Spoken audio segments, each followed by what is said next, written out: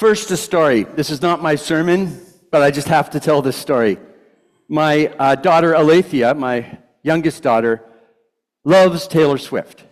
And as you all know, there's some Taylor Swift concerts going on. She's been trying very, very hard to get tickets. She's been entering every competition you can imagine. She's been looking on like all the people who are doing resale. Most of the tickets are like $1,600, and this is for tickets behind the stage, so we're not even talking the premier tickets. Obviously, she's not going to be able to afford something like that.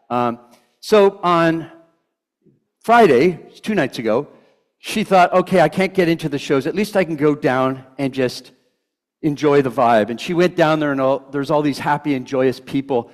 But because she wasn't able to get into the concert, it just made her cry. This is what she didn't have. So she was in a state of despair. She had been on every single, on social media, every single person who was selling a ticket, and she'd been scammed. Or she didn't actually lose any money, but there's people who were trying to scam her. And so she was pretty low. And then, apparently, there's this other woman who had an extra ticket and noticed Alethea's posts on all these social medias and decided to give her a ticket. And so she went to see Taylor Swift for absolutely free, sitting next to people who had spent $1,600 to see it. So maybe that should be the sermon. There's good people out there too.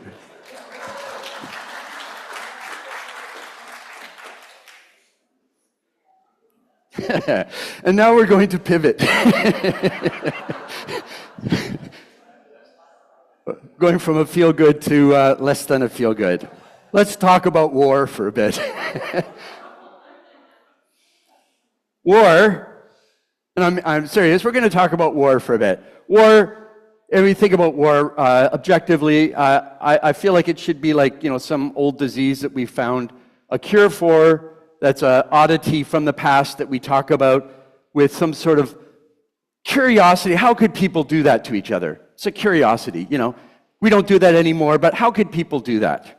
People were crazy back then, weren't they? It's hard to imagine. But, as we all know, war persists. It's not this crazy, weird thing in the past. It's a very crazy thing in the present. And the problem is we're getting better and better at it. We are developing more effective killing machines, and we're figuring out how to slaughter people more effectively. And peace seems ever elusive, something always just out of grasp. I went online, and at least according to this one website, there has never been a time in human history where there hasn't been at least one armed conflict, if this site is to be believed. But unfortunately, it's kind of believable, isn't it? Now, we in Canada do not encounter armed conflicts in our streets, at least not regularly. But that's not to say that violence is unknown in Canada. Last Friday was a notable commemoration of something that happened 35 years ago when a man entered École Polytechnique in Montreal and slaughtered 14 women. So violence is not something that is foreign to Canada. Unfortunately, violence is something that's known throughout the world. And of course, as we think about violence, our minds probably turn to what's going on in Russia right now, the battle there against Ukraine, a war that's entering its third year in a couple months. We think inevitably about what's going on in the Middle East, Palestine, and the state of Israel, a war that's beginning to look a lot like genocide. Not quite as common in the news, but there's also conflicts going on in Myanmar, Sudan, Burkina Faso, Niger, Afghanistan, Somalia, and this is unfortunately a partial list. War is not only in the past. Now, Luke is writing at a time when the people of Israel had been conquered by Rome. There was no war that he was experiencing, but that was mostly because the war had been lost a long time ago. The people were conquered and occupied, and they were ruled with an iron fist. Luke tells his story of Zechariah, the hymn we chanted, that's spoken by Zechariah.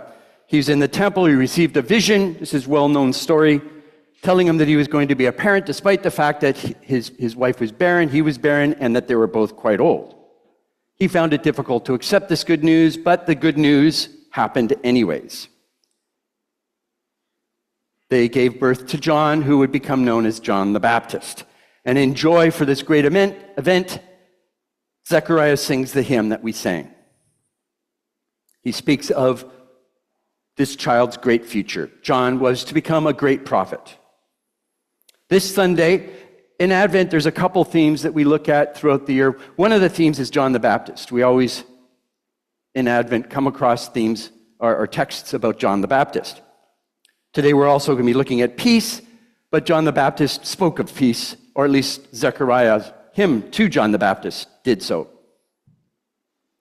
Zechariah wrote, or said, or sang, "By the tender mercy of our God, the dawn from on high will break upon us to give light to those who sit in darkness and the shadow of death, and to guide our feet into the way of peace." The way of peace was as elusive then as it is today. The world then and today is filled with people who are sitting in the darkness and the shadow of death. They hide in the streets of Ukraine. They run seeking shelter in Gaza. Bombs and bullets pour down. So Advent encourages us, as a flip side of our reflection on peace, to remember those who are living in places of war. Zechariah's hymn sees the work of God as being specifically directed to those people who are living in the shadow of death. It's a promise to those people that there will be a new path, a new road, one marked by peace. Last week I spoke about hope, and it's impossible to think about this peace without keeping in mind the whole notion of hope. We need to dream about peace. We need to allow a place for the dream of peace to reside in our hearts. Sometimes our imaginations become real. Sometimes what we imagine becomes real.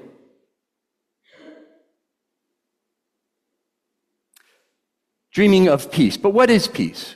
What are we talking about here? We typically think about peace, and obviously in the context of war that I've been addressing, we typically think about peace as the absence or the ending of conflict. The Roman Empire, in the time of Luke, when he was writing, they like to speak a lot about what they called the Pax Romana, the peace of Rome.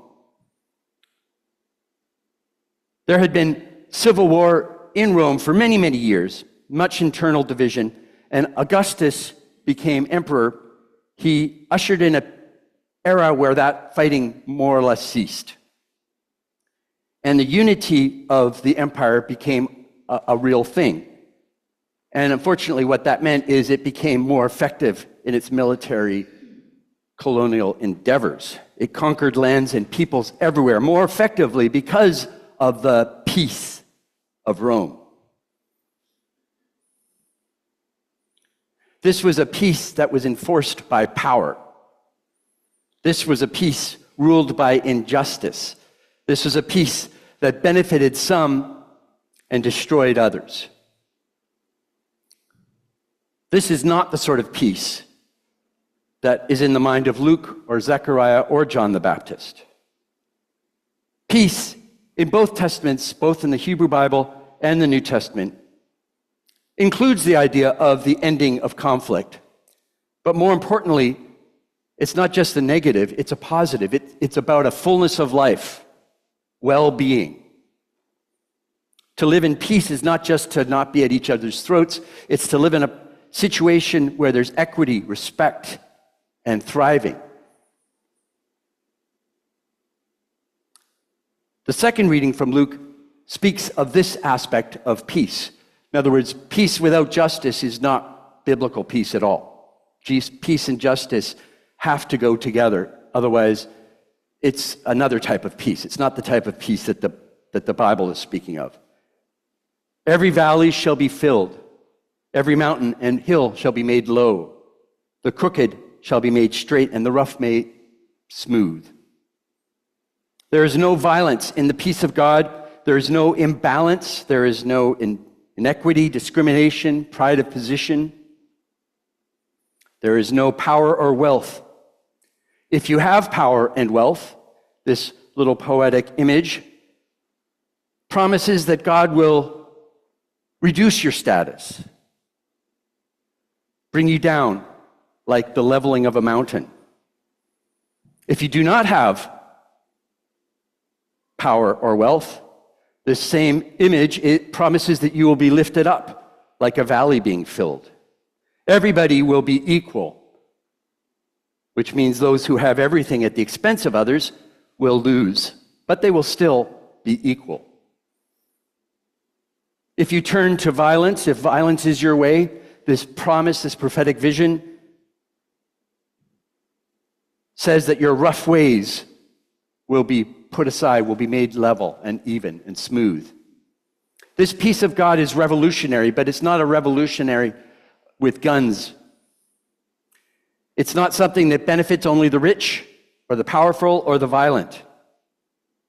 This is a peace that brings us all into a new sisterhood, a new brotherhood, a new kinship, where we all see the dignity of everybody, and no one is better or worse. We are all equally amazing in our own unique way.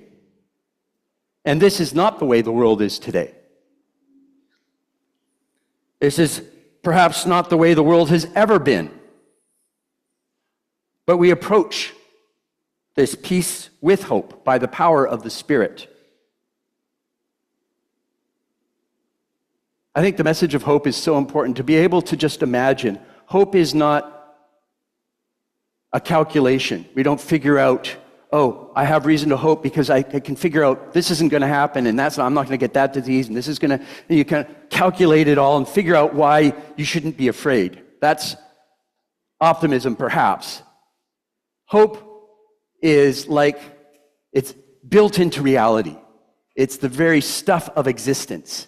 It's, if you will, there's a river flowing through the center of existence, the center of our reality. In that river is compassion and hope. So hope is not something that tabulates. Hope is a property of being alive. And this is important because the vision of peace seems so naive and unrealistic if we use the calculation. But if we listen to the river at the core of existence, that's what you will hear. So let this dance in your mind, challenge you to let it dance. Don't calculate how reasonable or naive it is. Just let you can read Harry Potter and exist in this alternative universe quite comfortably. Do that for a moment with hope and just see what happens. Invite the Spirit in and let it dance in your mind. Let it stay in your heart as a strange little fancy. Let the Spirit lead you in dreaming for a moment this impossible dream of hope. And let this vision then guide us into action in this troubled world, because that's really where we're all going with this. Once this strange and foreign notion has taken root in our heart, who knows where it'll lead us? Who knows where it'll go? Amen.